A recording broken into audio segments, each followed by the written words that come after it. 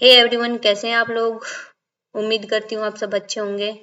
तो मेरा नाम रीना यादव है और हम कल मार्केट में किस तरह से मूव कर सकता है उसके बारे में डिस्कस करेंगे। तो ये निफ्टी का चार्ट है। निफ्टी का चार्ट जैसा कि आप देख रहे हैं, निफ्टी बहुत बड़ा गैप डाउन ओपन हुआ। गैप डाउन ओपन होने के बाद में इसने रिकवर करने की कोशिश भी की, लेकिन 400 के ऊपर ये सस्टेन नहीं हो पाया। 15 मिनट का चार्ट देखते हैं तो इसने रिकवर करने की कोशिश की, डे हाई के ऊपर निकलने की कोशिश तो की, लेकिन ऊपर ये 400 के ऊपर ज्यादा देर तक सस्टेन नहीं कर पाया और वहीं से एक साथ सेलिंग हमें देखने को मिली है। तो अगर हम कल के सेशन में देखते हैं तो कल का सेशन में अगर मार्केट जैसा कि आप देख रहे हैं इसी जोन में कहीं ओपन होता है साइडवेज, और ओपन होने के बाद इसके लो के नीचे अगर ब्रेक करता है तो हमें एक और डाउन मूव देखने को मिल सकता है। कहाँ तक मिल सकता है उसके बारे में चलो देखते हैं। ये 200 का लेवल जो है, ये 200 180 का लेवल 200 ही मान के चलो, 200 के लेवल को टच करने की कोशिश कर सकता है। और अगर कल गैप अप ओपन हुआ तो गैप अप ओपन होने में मैं कुछ ज्यादा इंटरेस्टेड रहूंगी नहीं, क्योंकि ये एक डोजी टाइप का कैंडल बना देगा या फिर एक इनसाइड कैंडल बना देगा। और अगर डे फ्रेम पे आप देखते हैं तो इसने जो क्लोजिंग दी है वो 22 EMA के नीचे दी है।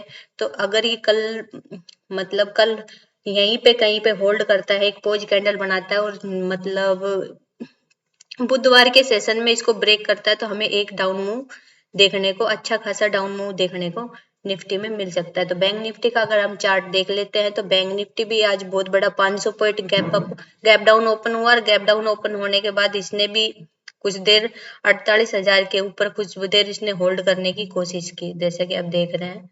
और उसका रीजन था HDFC बैंक जो था वो ऊपर रिकवर कर रहा था, तो उसकी वजह से ने बैंक निफ्टी ने खुद को होल्ड करके रखा 48,100 के ऊपर। और 48,100 के ऊपर से इसने 48,100 के को रेजिस्टेंस फेस करके इसने शार्प सेलिंग देखने को मिली है। तो मेरा व्यू इसमें सुबह से नेगेटिव ही था, क्योंकि अगर ये इस सपोर्ट को ब्रेक डाउन करता है तो इसमें एक डाउन मूव देखने को मिल सकता है। तो जैसे ही इसने इस सपोर्ट को ब्रेक डाउन किया उसके बाद में से इसमें एक शार्प सेलिंग देखने को मिली, आप देख सकते हैं।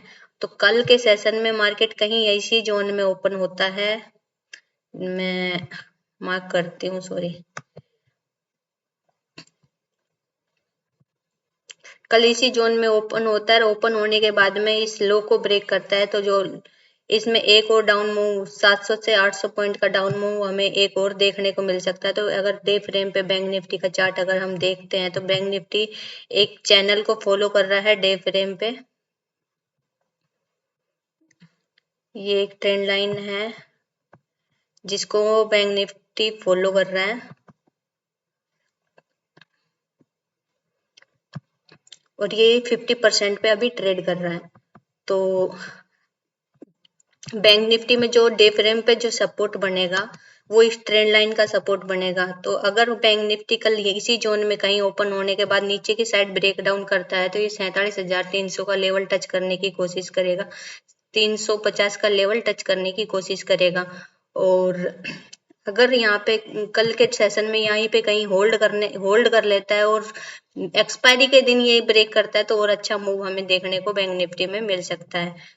और अगर बैंक निफ्टी कल गैप अप ओपन हो जाएगा तो गैप अप ओपन होने के बाद में कहीं इसी जोन में गैप अप ओपन होने के बाद में यही रेंज बनाने के बाद ये नीचे की साइड कुछ देर यहाँ रेंज बनाने के बाद नीचे की साइड उस रेंज को ब्रेक करेगा तो फिर से इस लो को टेस्ट करने की कोशिश करेगा।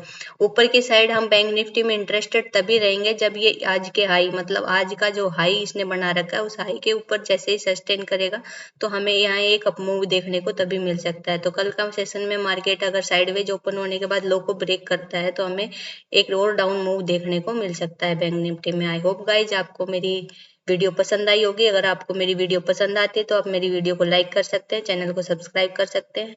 जय हिंद दोस्तों।